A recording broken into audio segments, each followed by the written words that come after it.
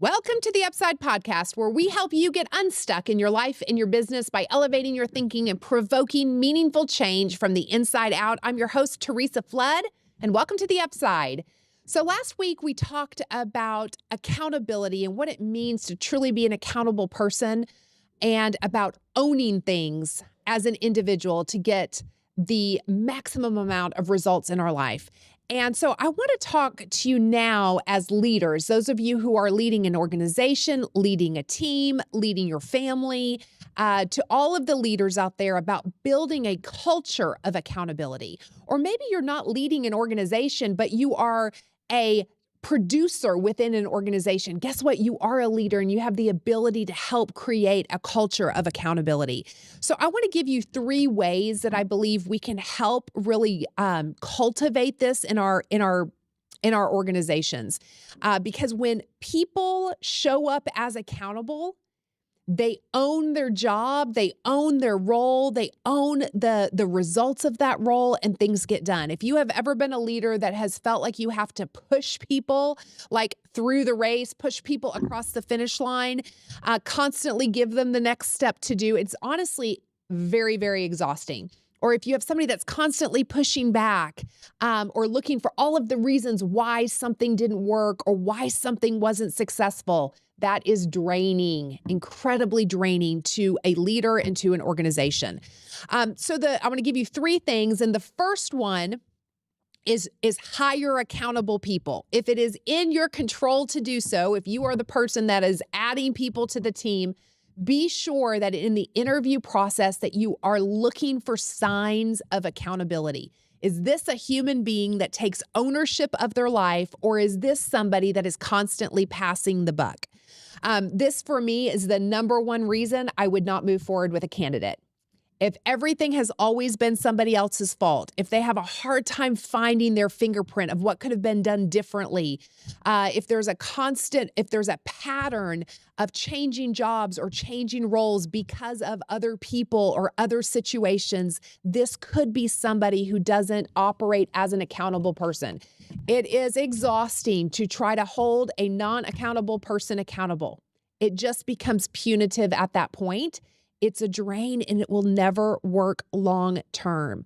So remember, the best indicator of future behavior is past behavior. Does that mean people are not capable of change? Absolutely not. I fundamentally believe that's why I do this podcast, is because I believe human beings can change, that we're wired to grow and to become better, that our past and our past mistakes do not have to be our future. And yet what the statement that past behavior is the best predictor of future behavior, all that's saying is that it is hard to change. It doesn't happen without intention. It doesn't happen without a plan for growth. So just because somebody was maybe not an accountable person in the past doesn't mean they're not now, but you have to look and observe that journey. Hal Elrod is the writer of The Miracle Morning, and he says, the moment you take responsibility for everything in your life is the moment you can change anything in your life. It is a powerful position to be in. So victim language, when you're in that hiring process, it is a language of excuses.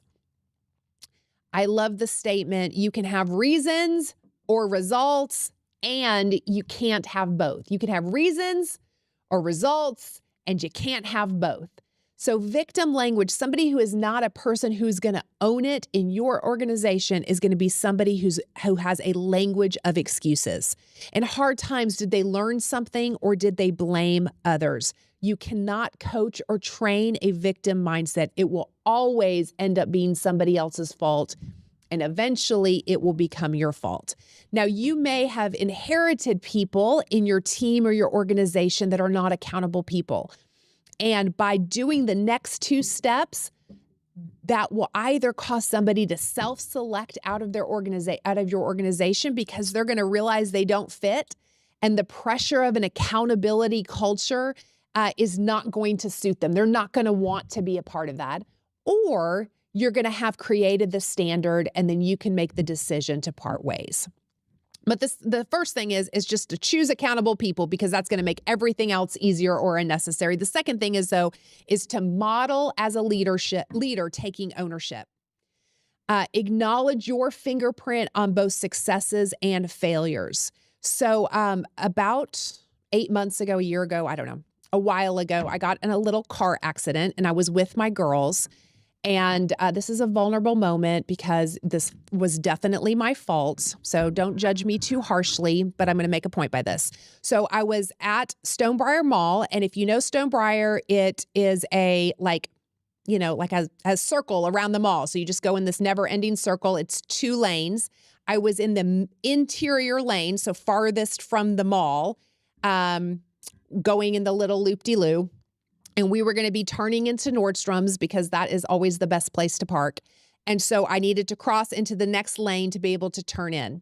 And y'all, I don't know. I did not see her. I apparently didn't look. I don't know, but I changed lanes and I hit a lady driving. I'm pretty sure she was driving kind of fast. But again, don't know. I should have never changed lanes. That is on me 100%. And I didn't hit her that hard, but she just lost complete control and went up the median and hit a stop sign, which was all under her car. She was very angry with me, understandably, very shaken up, very, very upset. And I have my 2 at the time, 12-year-old girls in the car. And I had a decision to show accountability in that moment. And so the police officers come and I said, "Officer, it was 100% my fault. I changed lanes. I didn't see her. 100% my fault. I take responsibility." And I got back in the car and I told the girls, I said, that's how you take responsibility when something is your fault. And I've actually since been able to remind them of that when we've had conversations where they need to step up and take accountability. I didn't mean to do that. It was not my intention. I didn't per se do anything wrong in that I didn't have any malicious intent to hurt her, to cause her inconvenience, right? To create just a whole situation. My intentions were not bad. It was still a mistake that I made that I have to own. And so as leaders, the same thing. When we make a mistake, when we mess up, it's going to happen. There's no perfect leaders, no perfect humans out there. Be accountable and own the mistake. Leaders must be close enough to relate to others, but far enough ahead to motivate them. So when we're showing accountability, we're doing 2 things. We're relating by taking ownership of what didn't work, of what mistakes we made, but also we're leading because we're saying, this is where we're going and this is how we do things here and in this organization. I think as leaders, we often feel that owning something will make us look weak. If we admit we did something wrong, then we are going to look weak. But the truth is people want to know, they're not looking for perfect leaders to follow. They're looking for people that have the character and the vision to take them forward.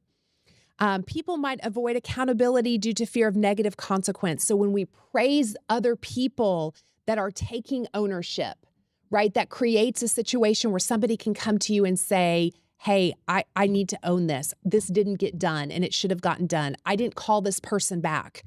And it's now caused this kind of repercussion." But when you praise somebody for taking accountability, it fosters that type of ownership.